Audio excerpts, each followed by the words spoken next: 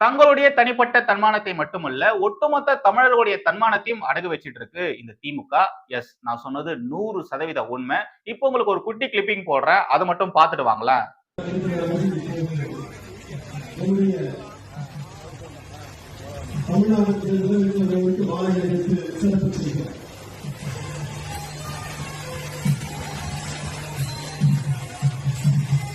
நம்முடைய துணை முதலமைச்சர் திரு உதயநிதி ஸ்டாலின் அவருடைய காலில் விழக்கூடிய அந்த பெரியவர், அவர் யாரு தெரியுங்களா?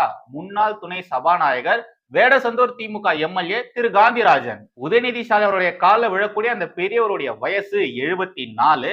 நம்முடைய உதயநிதி ஸ்டாலின் இருக்காரு இல்லையா, அவருடைய வயசு 47. அடிச்சு சொல்ற, உதயநிதி ஸ்டாலினுடைய வயசு இருக்கு இல்லையா, அந்த வயசு தான் அவருடைய எக்ஸ்பீரியன்ஸாவே இருக்கும். பொலிட்டிக்கல் எக்ஸ்பீரியன்ஸா அவருக்கு கண்டிப்பா 50 வருஷத்துக்கு மேலதான் இருக்கும். அப்படிப்பட்ட நபர், அவரை விட வயசுல கம்மியான நபருடைய காலில் விழறாரு.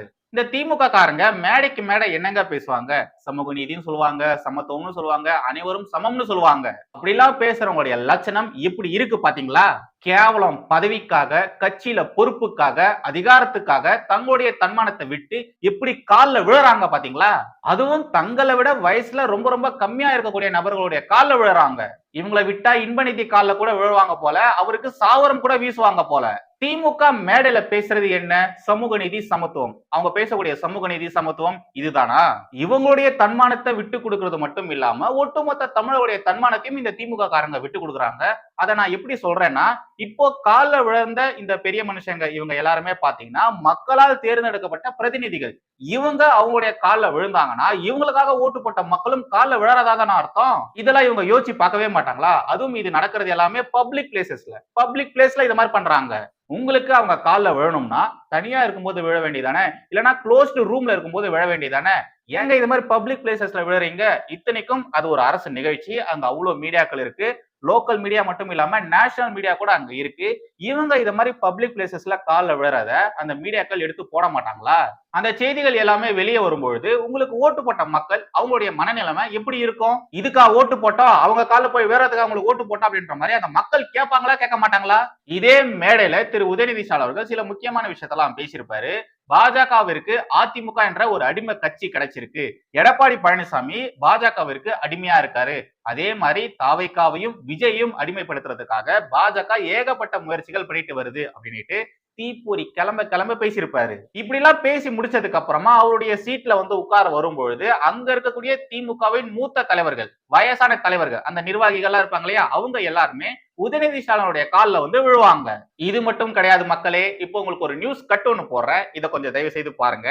அதே நிகழ்ச்சியில ஓகேங்களா, கொளத்தூரில் நடந்த நிகழ்ச்சியில் உதயநிதி அதிமுகவினரை அடிமைகள் என்றும் மோடியை அடிமைகளின் எஜமானர் என்றும் பேசினார். அதன் பின் நாற்காலிக்கு வந்தபோது அவரது காலில் விழுந்து வணங்கிய அமைச்சர் சேகர் பாபு அவர்கள் இப்படிலாம் உதயநிதி அவர்கள் பேசி முடிச்சுட்டு வந்ததுக்கு அப்புறமா காலில் விழுந்து வணங்கி இருக்காரு. இவ்வளவு மடத்தனமான வேலைகள்லாம் பண்ணதுக்கு அப்புறமா இந்த திமுக காரங்க அது எப்படிங்க மேடைகள்ல நாக்கூசாம சமூக நீதி பற்றி எல்லாம் பேசுறாங்க, சமத்துவம் பற்றி எல்லாம் பேசுறாங்க, இந்த தற்கொலை ஊப்பிசுகள் அதுக்கு ஃபயர் வேற விடுறாங்க.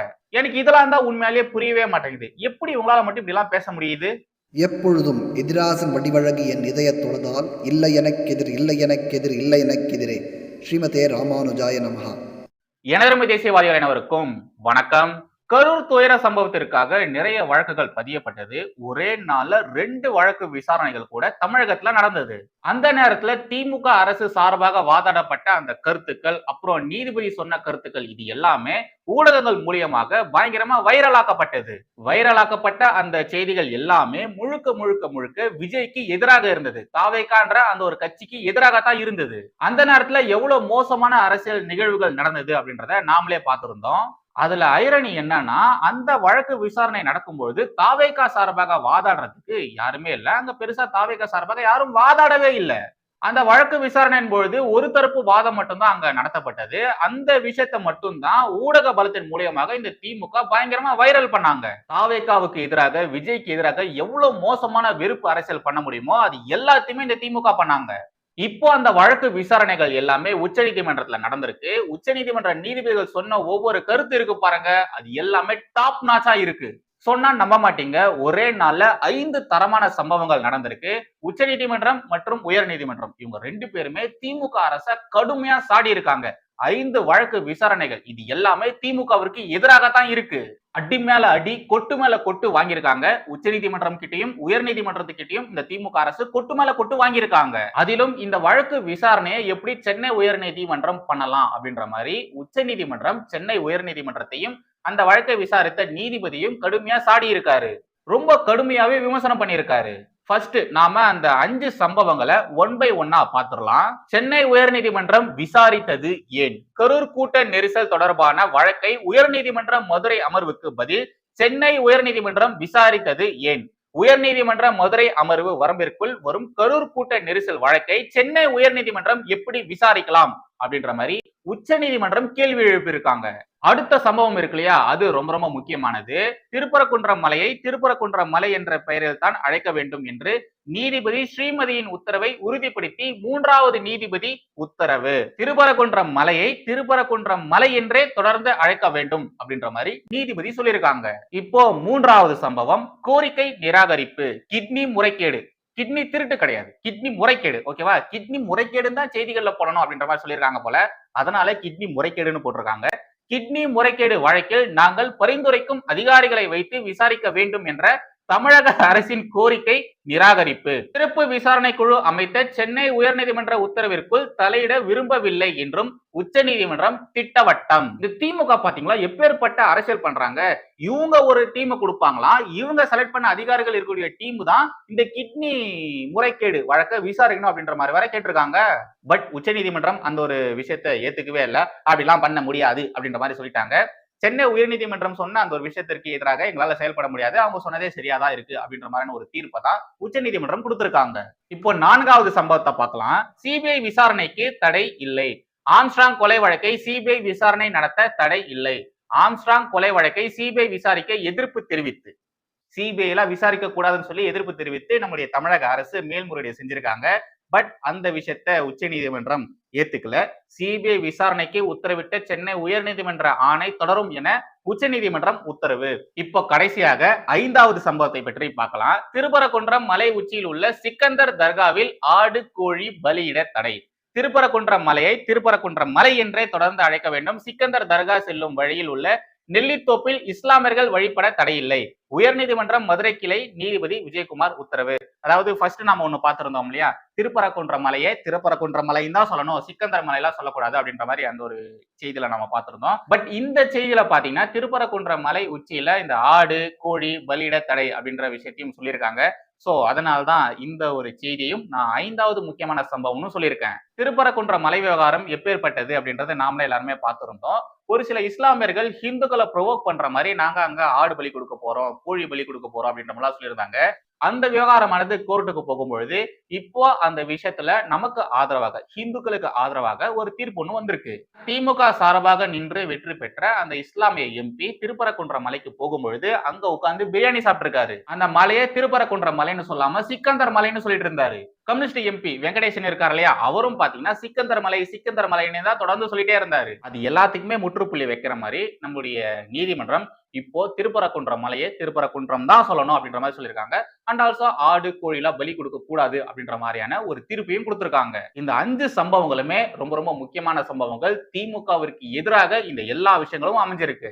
இந்த கரூர் சம்பவத்துடைய வழக்கு உச்சநீதிமன்றத்துல நடக்கும்பொழுது இந்த வாதம் பிரதிவாதம் அப்படின்றது பயங்கரமா போயிட்டு இருந்தது. அதை பத்தி கொஞ்சம் பார்த்துடலாம். தமிழக அரசு தரப்பு மற்றும் தாவேகா தரப்பு இவங்க 2 பேருமே பயங்கரமா வாதம் பண்ணிட்டு இருக்கும் பொழுது உச்சநீதிமன்ற நீதிபதி ஒரு சிறப்பான தரமான சம்பவத்தை பண்ணியிருக்காரு. அவர் சொன்ன ஒரு முக்கியமான பாயிண்ட் என்னன்னா, பிரச்சாரங்களை மேற்கொள்ள வழிகாட்டு நெறிமுறைகளை அமைக்க சொல்லி சென்னை உயர்நீதிமன்றத்துக்கிட்ட கோரிக்கை வச்சா சென்னை உயர்நீதிமன்றம் என்ன பண்ணிருக்கு, சிறப்பு புலனாய்வு குழுவை அமைச்சிருக்கு அப்படின்ற மாதிரி ரொம்ப கடுமையாவே சாடி இருக்காரு. அது மட்டும் இல்லாம இந்த வழக்கோட தமிழக அரசு தரப்பின் முடிவான பதிலுக்கு நாங்க அவங்களுக்கு கால அவகாசம் கொடுக்கிறோம் அப்படின்ற மாதிரி தமிழக அரசுக்கு அந்த ஒரு நேரத்தையும் கொடுத்திருக்காங்க.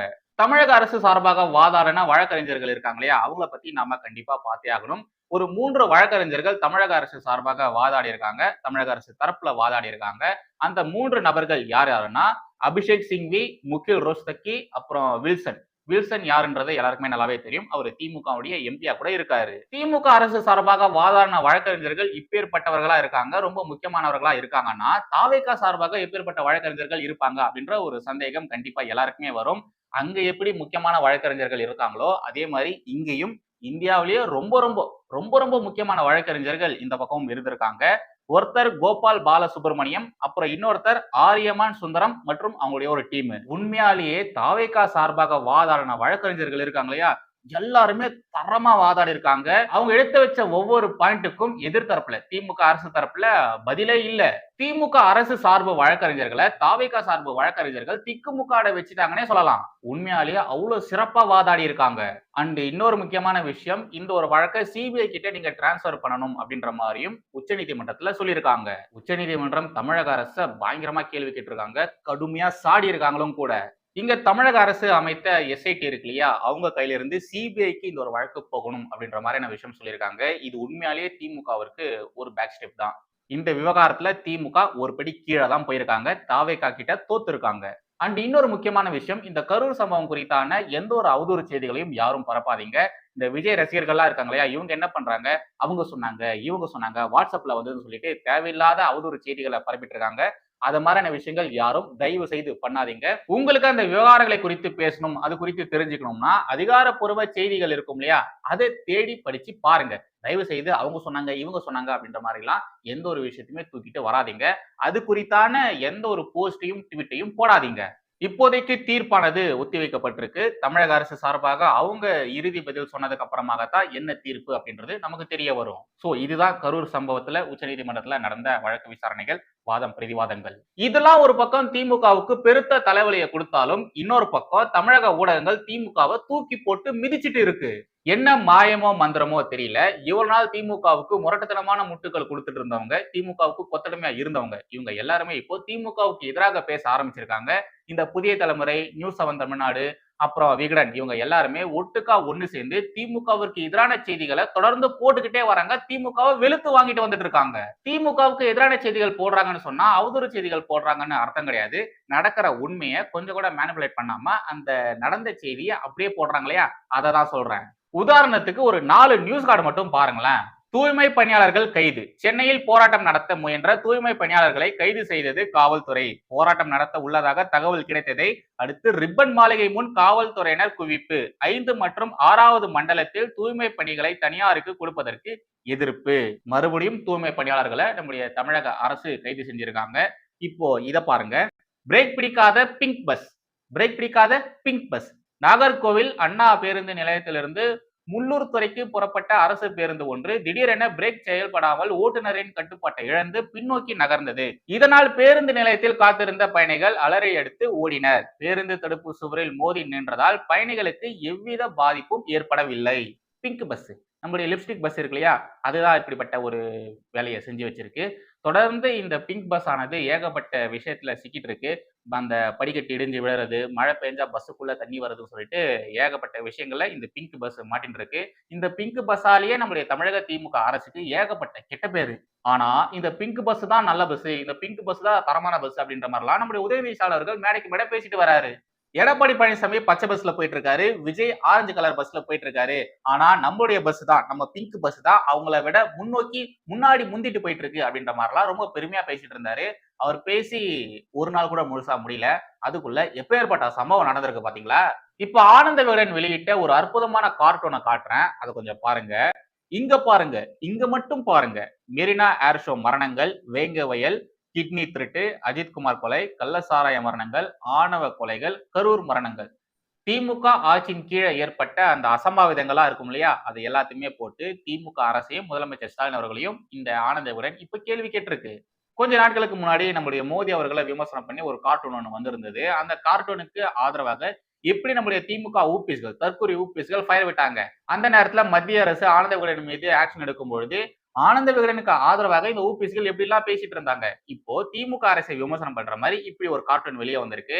அந்த கார்ட்டூனை வரைந்த அதே இஸ்லாமியர் தான் இந்த கார்ட்டூனையும் வரைஞ்சிருக்காரு. ஆசிப் கானா? எஸ், ஆசிப் கான் அவர் தான் வரைஞ்சிருக்காரு.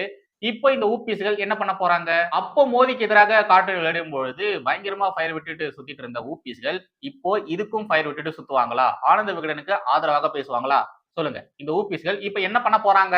கடைசியாக இந்த போனஸ் பாயிண்ட்ன்னு சொல்லுவாங்க இல்லையா? அத மாரி இன்னொரு நியூஸ் கார்டு ஒண்ணு கொண்டு வந்திருக்கேன். இதையும் பாத்துருங்க. தாவேகா தலைவர் விஜய் வீட்டுக்கு வெடிகுண்டு மிரட்டல் விடுத்தவர் கைது. மோப்பனாய் உதவியுடன் வெடிகுண்டு நிபுணர்கள் சோதனை செய்தபோது வெறும் புரளி என தெரிய வந்தது.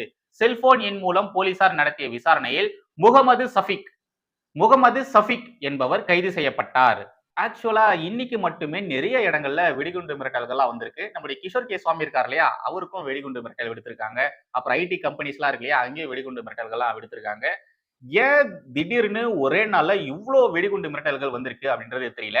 பட் அதெல்லாம் ஒரு புறம் இருந்தாலும் நம்முடைய விஜய் அவர்களுக்கு எதிராக நடந்த இந்த ஒரு விஷயத்துல பாத்தீங்கன்னா யார் அந்த நபர் அப்படின்றத கண்டுபிடிச்சிருக்காங்க.